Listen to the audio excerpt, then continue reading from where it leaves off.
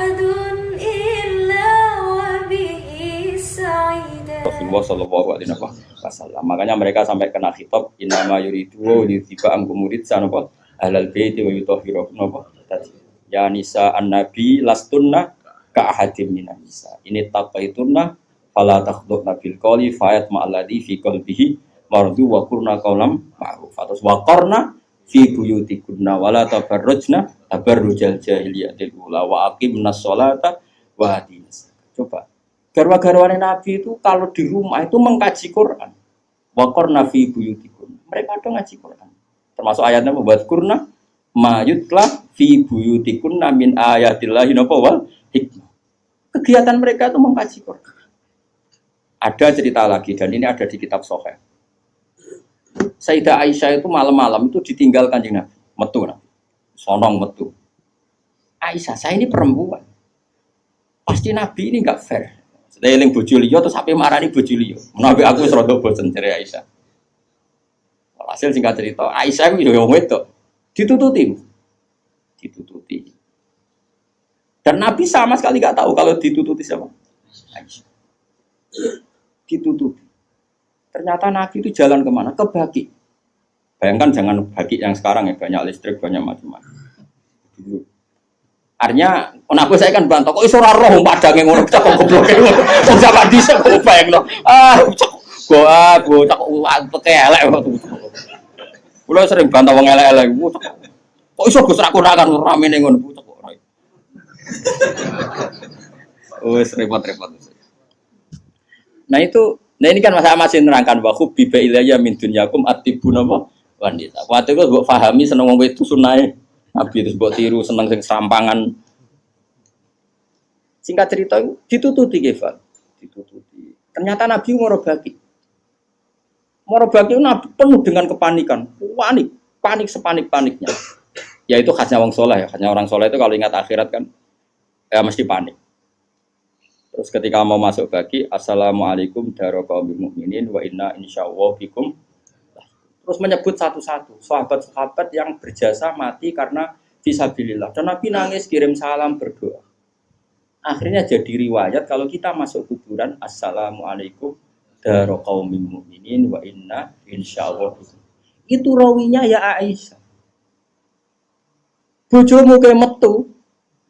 Ya tetap tinggal turu. Kadang malah mantau dikancing bar sombong. Jadi mana mungkin bojom dadi dokumentasi hukum. Selain sing lanang ya ora dadi sumber hukum. Dadi iki padha dene. Dadi bojone ya ora dokumen hukum, sing lanang ya ora sumber hukum. Dadi sampe cara kula piye wis ngene iki. Wae esuk tukaran perkara blonjo wis terusno nganti mati. Paham iki. Pancen apike ngono. Napa?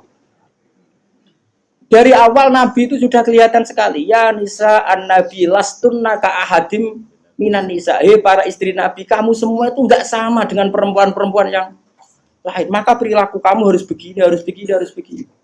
Dan itu mereka bisa melakukan semua. Dan kita yang untung, kita mendapat dokumentasi hukum yang luar biasa. Termasuk coba, kayak apa Sayyidah Aisyah tidak cocok Sayyidina Ali.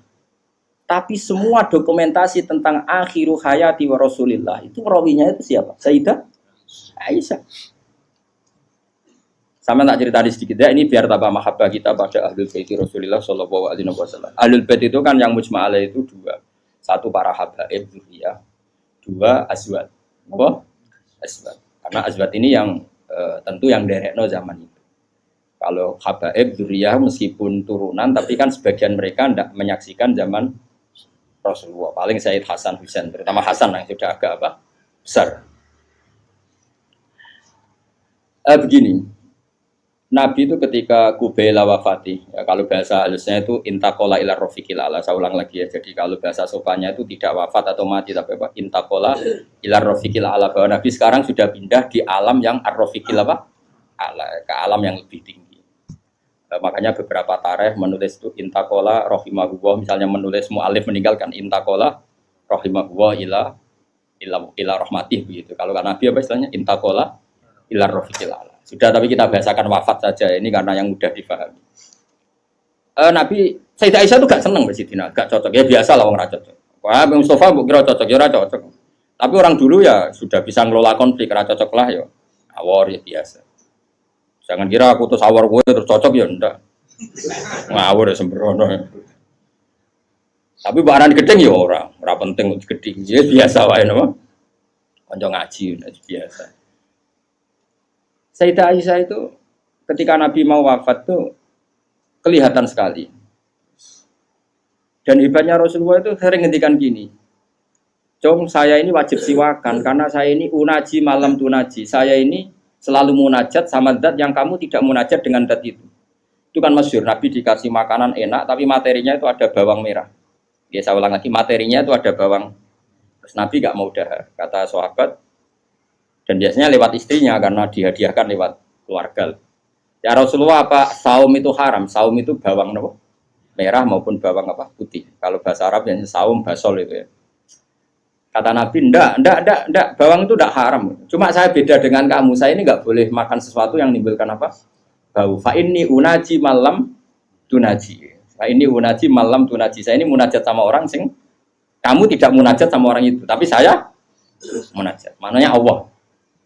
Jika Nabi itu merasa wajib siwakan. Saya itu alhamdulillah dalam banyak hal siwakan itu kebutuhan. Makanya Nabi jangan bayangkan rokok meskipun enggak haram. Meskipun mungkin gak haram, tapi potensi haramnya juga tinggi. Karena ya tadi pasti menimbulkan singkat cerita, pas nama wafat, dalam keadaan mau wafat dan cara dohir, saya ulang lagi, ngadepi sakaratul maut. Abdurrahman itu adiknya Sayyidah Aisyah, makanya saudaranya Sayyidah Aisyah. Apa adiknya, apa kakaknya, makanya saudaranya. Itu pas bawa siwak. Itu Nabi melihat siwak itu kelihatan senang sekali. Coba. Mungkin enggak istri kamu melihat kamu mati masih ingat sunnah-sunnah kayak siwak. Pak gue kok mati zaman urip aku loro pemeneh mbok tinggal mati mesti wiridannya kan gitu. Urusan materi. Ojo mati sih utangi beres kok sih. Anak-anak warisi sih mati. Istrinya Nabi itu enggak. Ketika melihat isyarat Nabi itu mencintai siwak. Kata Sayyidah Aisyah, apa engkau ingin siwak ya Rasulullah? Nabi manduk. Nabi karena sudah sakit sekali nggak ngendikan manduk. Sama adiknya diminta, siwak kamu tak pek. Dipek. Terus ketika dia pakai Nabi itu keras. Aisyah langsung menangkap. Oh, kok keras? Ulayinuhu laka ya Rasulullah. Apa perlu saya talin, saya haluskan. Terus dicokot, digegeti siwak kayu itu loh ya. Bukan dulu arok gitu loh. Sama Aisyah terus dikunyah-kunyah. Sampai Maka Sayyidah Aisyah itu bangga sekali, dia sering cerita. Nabi wafat itu dalam keadaan menghisap rik saya. Wa inna riki lafi riki katanya ludah saya ada di ludahnya Nabi karena Nabi pakai siwak terakhir itu yang sudah ditalien, sudah dihaluskan oleh mulutnya siapa? Aisyah. Makanya Aisyah itu bangga sekali karena kenangan Nabi terakhir itu membawa wa inna riki lafi riki kata ludah saya ada di ludahnya Nabi. Maksudnya Nabi menghisap siwak yang ada ludah saya. Sudah berarti karena Nabi mau ngendikan. Dan itu termasuk kearifannya Sayyidah Aisyah, itu kan di kamar ya. Ada keluarga yaitu Abdurrahman. Dan keluar, kata Nabi, saya panggilkan Ali. Saya panggilkan Fatimah. Sayyidah Fatimah datang. Makanya ini ditulis imam ahli hadis, bab manakibi Fatimah Zahra. Manakibnya siapa? Fatimah Zahra. Sayyidah Fatimah itu di pintu gerbang itu tahu orang yang nggak dikenal. Itu normal kalau orang nggak keramat itu pasti pingsan. Tapi Sayyidah Fatimah itu tenang saja, ketemu orang itu ya tenang saja, santai saja. Terus ketemu Rasulullah, Sayyidah Fatimah nangis itu. Nangis sekali karena melihat abahnya mau kabundut. Bagaimanapun Nabi selain Rasulullah punya status itu abahnya siapa? Sayyidah siapa Fatimah. Itu di situ ada Ali. Ini penting ya, karena ini sejarah ahli sunnah wal jamaah. Jadi ada Ali, ada Sayyidina Ali, ada Sayyidah Fatimah, ada Sayyidah. Makanya ahli sunnah itu menentang sekali. Makanya masyhur sama cari di Sahih Muslim. Sayyidah Aisyah menangi ada sekian isu kalau Rasulullah itu berwasiat khusus sama Sayyidina. Makanya masyhur Sayyidah Aisyah kan naik pitam.